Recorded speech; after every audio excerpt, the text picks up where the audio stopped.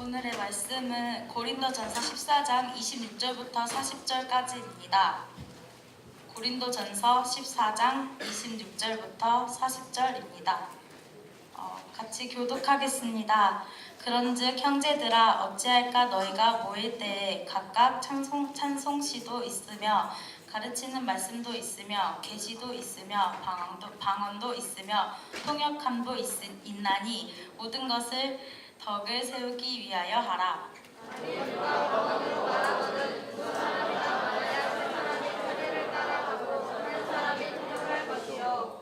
만일 통역하는 자가 없으면 교회에서는 잠잠하고 자기와 하나님께 말할 것이요.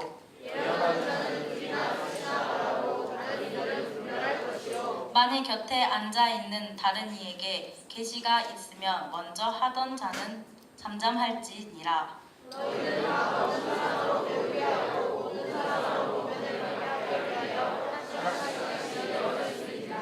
예언하는 자들의 영은 예언하는 자들에게 제재를 받나니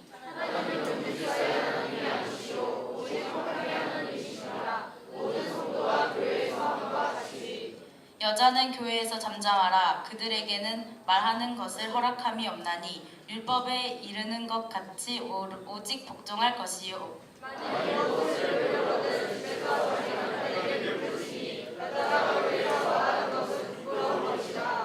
하나님의 말씀이 너희로부터 난 것이냐 또는 너희에게만 임한 것이냐.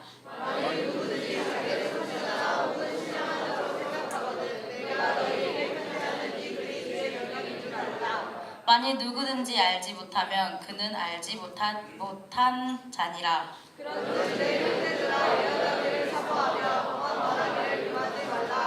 다 같이 하겠습니다. 모든 것을 품위 있게 하고 질서 있게 하라. 자, 오늘 말씀 제목 한번 다 같이 한번 읽어볼까요? 말씀 제목입니다. 시작! 품위 있게 하고 질서 있게 하라 라는 제목으로 하나님 말씀 전하겠습니다. 여러분, 우리가 계속적으로 지금 고린도 교회에 대해서 살펴보고 있는데요. 고린도 교회는 은사가 굉장히 풍성한 교회였습니다. 은사는 뭐냐? 은사는 하나님께서 우리 개인에게 주시는 하나님의 선물이에요. 그래서 은사를 다른 말로 하면은 달란트, 재능, 능력. 그런데 이것은 내 개인적인 능력이 아니고 하나님께서 여러분에게 특별히 주신 은혜와 능력입니다. 이건 누구에게나 다 있어요. 이 은사는 다 있어요. 목사님 저는 그런 능력 없는데요, 그런 달란트 없는데. 아니에요. 다 있어요. 예를 들어서 뭐 밥을 빨리 먹는다든지, 아니면 누구보다 방구 소리가 크다든지, 다 자기만의 능력이 다 있어요. 그리고 사도 바울은 고린도전서 12장 31절에 이렇게 말하고 있습니다. 한번 고린도 12장 31절 큰 목소리 한번 읽어볼까요? 시작! 사모하라. 내가 또한 가장 좋은 일을 너희에게. 자, 너희는 어떠라고요? 뭘 사모하라고요? 더욱 큰 은사. 더욱 큰 은사. 지금 너희가 갖고 있는 이 능력 말고 더 큰 것, 또 다른 것도 원하라는 거예요. 구하라는 거예요. 그러면 뭐 하겠다는 거예요? 주시겠다는 거죠. 결국 사도 바울은 우리가 항상 하나님께 은사를 구하고 그 은사를 사모할 것을 우리에게 요구하고 있어요. 바로 은사는 교회를 교회되게 만드는 중요한 요소이기 때문에 그렇습니다. 그래서 은사는요, 항상 뭐가 뒷받침되어 있어야 되느냐? 따라해보세요. 사랑. 뭐가 뒷받침되어야 된다고요? 사랑이 뒷받침되어야 돼요. 왜요? 은사는 교회를 교회되게 만드는 거기 때문에. 그러므로 우리가 은사를 구하되 우리를 드러내기 위해서, 그러니까 나를 자랑하기 위해서 은사를 구하는 게 아니라, 그 능력을 구하는 것이 아니라, 내가 잘 먹고 잘 살기 위해서 그 능력을 구하는 것이 아니라 사랑을 위해서 은사를 구하라는 거예요. 더 쉽게 말하면 나의 유익이 아니라 우리 공동체의 유익을 위해서, 우리 교회의 유익과 그리고 내 나라와 민족의 유익을 위해서, 그것을 위해서 하나님께 은사를 구하라는 거예요. 그러므로 사랑이 없는 은사는 더 이상 은사도 아니고, 이런 은사는 존재할 가치도 없는 겁니다. 여러분, 오늘 우리가 본 고린도전서 14장에는 두 가지 은사가 등장을 해요. 첫 번째는 뭐냐면 방언입니다. 두 번째는 애언이에요. 우리는 이 두 가지 은사에 대해서 오늘 말씀을 통해 좀 살펴보고, 하나님께서 우리에게 원하시는, 특별히 우리 젊은이 사역부와 여러분 한 사람 한 사람에게 원하시는 하나님의 말씀이 무엇인지 살펴보고, 하나님이 원하시는 그 한 사람으로 세움받는 저와 여러분 되기를 간절히 바랍니다. 여러분, 오늘 말씀에 나오는 방언, 이 방언부터 좀 볼 텐데요. 이 방언은 여러분도 알다시피 사람이 들어서 그 의미를 알 수 없는 소리입니다. 그리고 심지어 방언은 그것을 말하는 사람조차도 그 소리의 의미를 알 수가 없어요. 그리고 오늘 말씀 2절에 사도 바울은 방언을 뭐라고 표현하냐면 영으로 비밀을 말한다 이렇게 말해요. 영으로 비밀을 말한다. 그래서 방언을 듣는 분은 누굴까요? 방언을 듣는 분은 누굴까요? 여러분이 들어요? 내가 들어요? 아니죠. 누가 들어요? 하나님이 듣는 거예요. 그래서 방언을 듣는 분은 하나님 한 분밖에 없고 방언을 하는 목적은 사람이 아니라 하나님과의 그 신비한 의사소통, 그것을 위해서 우리가 방언으로 기도한다는 거예요. 그러므로 방언으로 기도하게 되면 그것을 통해서 얻어지는 유익은 방언으로 기도하는 사람에게만 주어지게 됩니다. 그래서 사도 바울은 오늘 말씀 4절에 방언을 말하는 자는 자기의 덕을 세우고 이렇게 증거하고 있는 거예요. 그러니까 방언으로 기도하면 그 덕은 누구에게만 온다고요? 자기에게만. 남에게는 오지 않아요. 그러므로 은사 자체가, 여러분 잘 들어보세요. 은사 자체가 교회의 덕을 세우기 위해서 존재하는 것이라면 방언은 개인적인 덕을 세우기 위해서 존재하는 것이기 때문에 은사가 가진 그 존재 목적에서 이 방언은 약간 벗어날 수도 있다는 거예요. 물론 이렇게 또 해석해 볼 수도 있어요. 교회의 지체가 되는, 교회의 지체가 누구예요? 바로 여러분이죠. 저죠. 여러분 한 사람 한 사람이 이 교회를 이루고 있지 않습니까? 여러분 모두를 다 교회라고 부르는데 그 교회의 지체가 되는 나 자신을 세움으로 교회를 세운다는 의미에서 보면 또 방언은 은사가 가진 그 존재의 목적을 잘 이루고 있는 것처럼도 보여요. 하지만 방언은 다른 은사들에 비해서 지극히 개인적이고 이게 또 잘못하면 굉장히 이기적으로도 갈 수 있다는 거예요. 그리고 오늘 말씀에 보면 이 방언과 비교해서 뭐가 나와요? 애언이 나오죠. 애언이 나오는데 애언은 방언과는 달리 사람들이 들어서 알 수 있어요, 없어요? 알 수 있어요. 그렇잖아요. 애언은 사람들이 들어서 알 수 있다고요. 애언은 그래서 결국 그 대상이 누구냐면 사람이에요. 방언은 그 대상이 누굴까요? 하나님이죠. 그러므로 애언이란, 여러분 우리가 착각하지 말아야 될 게 있는데, 애언이란 단순히 미래를 예측하는 게 애언이 아니라 하나님의 말씀을 사람이 듣는 거예요. 따라해보세요. 애언이란 하나님의 말씀을 사람이 듣는 것이다. 그게 애언이라고요.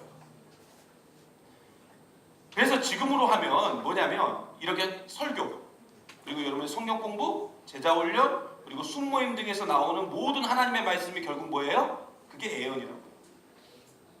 여러분 오늘 말씀 3절과 4절 한번 보겠습니다. 3절과 4절에 보면 애언의 특징들이 나오는데 한번 같이 읽어볼게요. 큰 목소리로. 자칫하면 좋을 수 있으니까 오늘 약간 좀 딱딱한 설교라 한번 보겠습니다. 시작!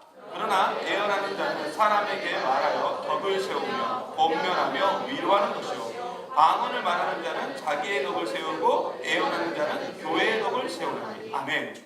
그러므로 애언은 방언과는 달리 그 은사가 가진 특성을 정확히 갖고 있어요. 누구의 덕을 세운다고요? 교회의 덕을 세운다. 그리고 5절에도 이렇게 증거하고 있어요. 5절에 이어서요. 5절 말씀 같이 한번 계속 큰 목소리로 시작! 다 방언 말하기를 원하나 특별히 애언하기를 원하노라. 만일 방언을 말하는 자가 통역하여 교회의 덕을 세우지 아니하며 애언하는 자만 못하노라. 아멘. 그러니까 사도 바울이 애언이 방언보다 더 크다 이렇게 말하고 있는 거죠. 그것은 바로 애언이 방언보다 그 은사의 목적이 더 뚜렷하기 때문에 더 크다 이렇게 말하는 거예요. 사실 방언은요 가장 큰 한계가 뭐냐면 알아들을 수가 없다는 거예요. 그렇죠? 여러분 방언 기도 하시는 분 여기 있잖아요. 여러분이 기도하면서 여러분의 기도 내용을 여러분이 알아먹어요? 그 내용을 알 수 있어요? 몰라요? 저도 몰라요. 그래서 이 기도를 하다 보면 나는 정말로 감격하고 기쁜 마음으로 방언 기도를 하지만 나는 그렇게 하지만 옆에서 듣는 사람은 어때요? 도통 뭔 소리인지를 모르는 거예요. 그렇죠? 도통 뭔 소리인지 이해도 안 되고 도움도 안 돼요. 그래서 사도 바울은 14절에 이렇게 말하는 거예요. 방언으로 기도하면 영은 기도하지만 마음은 열매를 맺지 못한다. 무슨 말인지 알겠어요? 영은 기도를 하는데 열매는 없다는 거예요. 이 말은 방언기도 자체가 기도하는 그 사람에게, 그 개인적인 그 사람에게는 힘이 될 수 있겠지만 다른 사람에게는 전혀 도움이 안 된다는 거예요. 그래서 오늘 말씀 23절에 이렇게 증거합니다. 우리 다 같이 읽어볼게요. 시작. 그러므로 온 교회가 함께 모여 다 방언으로 말하면 알지 못하는 자들이나 믿지 않은 자들이 들어와서 너희를, 그러니까 방언 기도가 타인들에게 굉장히 혐오감이나 공포감도 줄 수 있다는 거죠. 그래서 이런 한계를 극복하고 은사의 기능을 제대로 발휘하기 위해서는 사도 바울은 오늘 말씀에 이렇게 말하는 거예요. 너희가 방언하는 너희가 이 방언을 좀 방언답게 하기 위해서는 뭐가 필요하느냐? 통역의 은사가 필요하다. 그러니까 방언을 통역할 수 있는 은사가 필요하다는 거예요. 여러분, 고린도 교회는 은사가 풍성한 교회였어요. 특별히 방언의 은사가 풍성한 교회였거든요. 그런데 사실 은사라는 것은 주어진 질서 안에서 이루어져야 돼요. 뭐 안에서 이루어진다고요? 질서. 하지만 고린도 교회는 주어진 은사를 그 질서 안에서 이루어야 되는데 이걸 남용하고 절제하지 못했어요. 예를 들어서 아까 우리 소영이가 대표 기도를 했지 않습니까? 우리 소영이가 대표 기도를 하러 나왔어요. 그런데 소영이가 나는 방언으로 할 줄 알아 하면서 방언으로 막 기도했다고 해보세요. 막 러시아 말로 했다고 해요. 여기 알아먹을 수 있는 사람 있어요, 없어요? 없죠. 덕이 될까요? 덕이 안 되는 거예요. 소영이 혼자만 은혜 받고 가는 거야. 소영이 혼자. 이건 아니라는 거죠. 예를 들어서 우리 신하가 특송원하러 앞에 나왔어요. 근데 저기 아프리카 어디 진짜 소수 민족의 그 언어로 막 여기서 혼자 막 혼자 막 그거 노래 부르고 그러고 내려간다 생각해보세요. 여러분 은혜가 되겠어요? 쟤 미쳤지 않았나? 이렇게 생각하겠지. 자기 이제 신하 혼자만 은혜 받고 내려가는 거예요. 그래서 고린도 교회에 그런 문제들이 자꾸 발생을 하니까 사도 바울이 하는 말이 뭐냐면 제발 그런 하는 것은 좋은데 그렇게 하고 싶으면 통역을 세우라는 거예요. 물론 여러분 개인적으로 혼자 기도할 때 그때 방언으로 기도하고 방언으로 찬양하는 건 괜찮아요. 그럴 땐 통역도 필요 없어요. 그러나 예배 시간처럼 공동체가 함께 기도할 때는, 예를 들어서 대표 기도를 할 때는 이 방언으로 만약 기도한다면 뭐가 있어야 된다는 거예요? 통역이 옆에 있어야 된다는 거예요. 물론 지금은 대표 기도할 때 방언으로 기도하시는 분은 없어요. 예? 그렇게 기도하는 분은 없어요. 그런데 사도 바울 당시의 초대교회 예배 모습은 지금의 모습과는 많이 달랐습니다. 많이 달랐어요. 그때 지금은 우리가 이렇게 순서가 있잖아요. 순서가 있는데 그때는 이런 순서가 없었어요. 그냥 자유롭게 특별한 순서 없이. 그런데 이 자유로움이 자꾸 자유가 주어지다 보면 이게 자꾸 뭘로 가요? 방종으로 가죠. 그렇죠? 방종으로 가요. 그래서 그렇게 방종으로 가지 않기 위해서 오늘 말씀의 제목과 같이 40절에 사도 바울이 뭐라고 말했냐면 모든 것을 뭐 있게? 품위 있게, 그리고 뭐 있게? 질서 있게 하라, 이렇게 말하는 거예요. 그래서 방언을 해도 통역이 있어야 된다고 말했고, 혹시나 예배 시간에 누군가가 대표 기도로 방언을 하게 되면 동시에 막 일어나서 기도하지 말고 차례를 지켜서 하라는 거예요. 애언도 마찬가지예요. 두세 명이 순서를 따라서 애언하는 사람의 말을 들어주고 또 너무 자기 말만 하지 말고 절제해야 된다, 이렇게 얘기하고 있어요. 물론 우리는 이 말씀을 보면서 도통 이해가 안 가요. 근데 왜 그러냐면 그게 고린도 교회 당시의 예배 순서가 그랬다는 거예요. 아무튼 결론은 그래요. 33절의 결론이 그래요. 그게 뭐냐면 33절 읽어보겠습니다. 같이 볼게요. 시작! 여러분 다른 거 앞에 건 다 잊어먹어도 좋으니까 이거만큼 잊어버리면 안 돼요. 하나님은 어떤 하나님이라고요? 화평의 하나님, 무질서의 하나님이 아니라니까요. 결국 오늘 말씀에 우리에게 주는 교훈이 있어요. 바로 교회는 사랑과 화평과 질서를 추구해야 된다. 따라해보세요. 교회의 가장 기본은 사랑입니다. 뭐라고요? 사랑이라고요. 그런데 이 사랑은 화평과 질서를 통해서 나오는 거예요. 전 이렇게 생각합니다. 여러분 잘 들어보세요. 여러분 만나 한번 생각해 보세요. 화평이 없으면 하나님의 것이 아니에요. 예? 그러므로 교회가 싸운다. 교회 안에서 누군가가 싸운다. 그러면 이건 하나님의 것이 아니라고요. 경은이하고 형우하고 둘이 싸워. 막 싸운다고. 사랑 싸움을 한다고. 미안해요. 네. 그러면 이거 사랑 싸움은 아니겠지? 다음부터 싸워. 둘이 치고받고 싸웠어. 그러면 어떻게 되겠어? 이것은 하나님의 것이 아니라는 거예요. 그리스도인이 싸운다. 그건 하나님의 것이 아니에요. 그래서 만약에 잘 들어보세요. 우리가 어떤 사역을 하는데 그 사역 때문에 우리가 싸운다면, 그리고 그 싸울 위기가 우리 가운데 있다면 저는 그 사역을 안 해야 된다고 생각해요. 싸워서라도 쟁취하는 것은 그리스도인의 삶이 아니에요, 여러분. 물론 정의의 문제는 달라요. 정의의 문제는 다릅니다. 그래서 예수님도 성전의 상을 어떻게 한 거예요? 불러 엎어버린 거예요. 정의의 문제는 달라요. 그러나 사역을 하는 데 있어서, 일을 하는 데 있어서 싸워야 된다면 차라리 그 사역 안 하는 게 낫다 이거예요. 안 싸우는 게 더 옳은 일이라고요. 예를 들어서 부부가 여기 많이, 제 신혼부부들이 많이 있잖아요. 여러분, 부부가 어떤 일을 하려고 하는데 뭔가를 서로 결정해서 하려고 하는데 싸울 것 같아. 그럼 차라리 그거 하지 말라니까. 안 해버린 게 나아요. 안 싸운 게 더 낫다고요. 싸워서 쟁취할 필요 없어요. 그건 정의하고 아무 관계가 없으니까. 그러므로 우리 안에 싸우고자 하는 마음이 있다면 여러분, 그 마음을 일단 버리는 게 굉장히 중요한 거예요.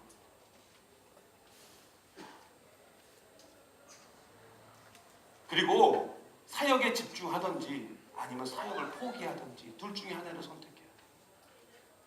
근데 솔직히 우리가 안 싸울 수 있어요? 여러분은 충분히 안 싸울 수 있는 그런 선한 존재입니까? 아니죠.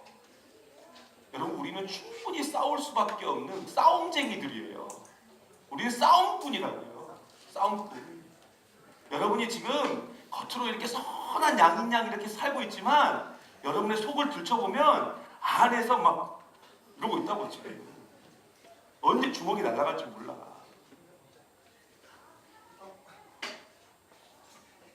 왜 그런지 알아요? 우리가 가지고 있는 원초적인 모습 때문에 그래요. 그 원초적인 모습이 뭔 줄 아세요? 욕심이에요, 욕심. 인간이 원래부터 가지고 있었던 그 욕심, 보암직도 하고 먹음직도 하고 지혜롭게 할 만큼 탐스러운 것을 추구하는 그 욕심이 우리 안에 딱 하고 들어있으니까 우리는 늘 싸울 수밖에 없다니까요. 그래서 내 생각, 내 주장을 이야기할 수밖에 없고 내 마음에 들지 않으면 분노할 수밖에 없고 무시할 수밖에 없고 외면할 수밖에 없다는 거예요. 그러므로 우리가 교회가 되고 우리의 삶이 그리스도인의 삶이 되고자 한다면 우리는 이런 연약함, 자신의 이런 연약함, 나는 이런 욕심쟁이야, 나는 이런 싸움꾼이야, 나는 원래부터 이렇게 지저분한 인간이야, 그것 자체를 여러분이 인정을 해야 돼요. 괜히 여러분 선한 사람인 척 돌아다니지 마세요. 나는 착한 사람인 것처럼 생각하지 마세요. 옆에 있는 사람은 착한 사람일 거야 하고 생각하지 마세요. 그러니까 상처받는 거야. 쟤는 착한 줄 알았더니 왜 저래? 막 이러는 거야. 쟤는 원래부터 그런 애야. 쟤는 원래부터 사람한테 상처 주는 애고 그 상처가 나한테 온 거야 그냥. 그러면 상처가 덜 되죠. 중요한 건 뭐예요? 내 자신도 그런 인간이라는 거. 여러분 남한테 상처 안 줘요?